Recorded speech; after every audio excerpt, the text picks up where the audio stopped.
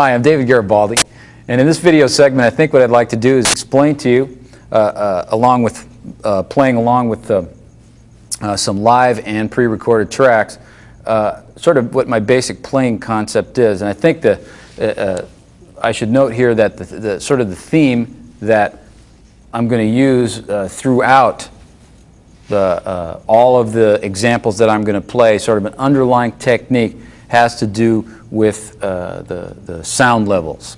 And what I mean by that, and probably you've read some of my articles in Modern Drummer magazine, maybe some of you have attended my clinics or whatever, but to me the three most basic component parts of the drum set are your hi-hat, snare drum, and bass drum, especially in a contemporary music setting. And so all of the examples that I'll be playing basically are worked from these basic component parts. And then of course I add toms and cymbals and sometimes bells and different things, but the basic thing revolves around those three voices of the drum set. Now I have a couple of little exercises I think I could briefly show you just so that you can understand what I'm talking about with regard to these sound levels. And we can take a simple rudiment like a paradiddle. I mean, everybody plays these things, everybody knows what it is, and it's been done many times, but I think it's a good way to illustrate what I'm talking about. And then when we go through the examples and you watch the tape, me playing with the band and the different things, you'll really get an idea of how it works in a real practical way. But for instance, take that single paradiddle, which is, the basic sticking right, left, right, right, left, right, left, left, which sounds like this.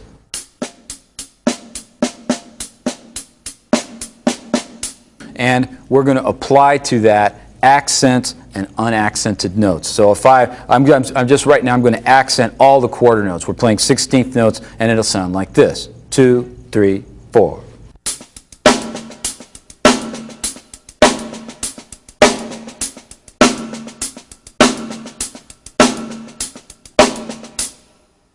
Now, you can add bass drum to this, and we'll just try quarter note. Actually, I play bass drum on 1 and 3. How's that? Here we go. 1, 2, 3, 4.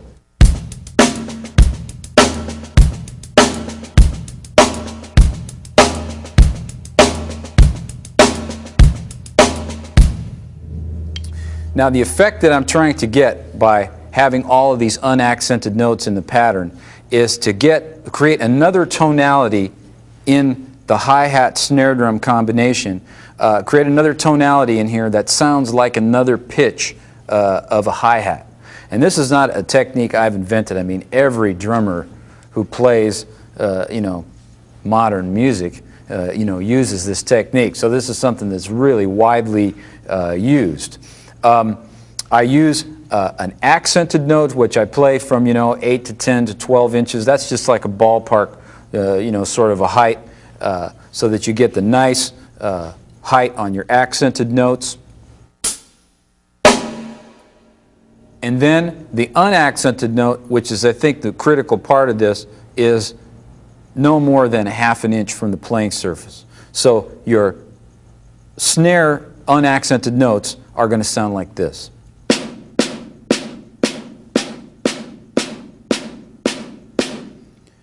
So you can see from the the camera shot that it is indeed just ½ an inch. Now, in the actual playing situation, when you're watching me play this, it's going to fluctuate a little bit, which is okay because everything else is fluctuating too. I don't want you to think that this is some kind of hard and fast rule where there's absolutely no change in it whatsoever and you're locked into this thing, well, I have to have the heights and all this.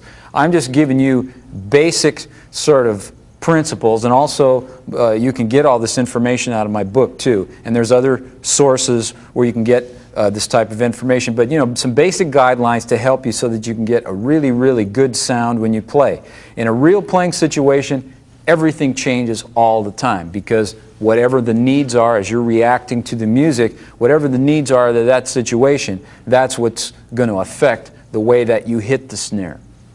But if you can develop a consistent approach technically to what you're doing so that you have like a starting point, some place that sort of grounds what you do, then I think that you'll be a lot better off. You'll be a lot happier in the long run.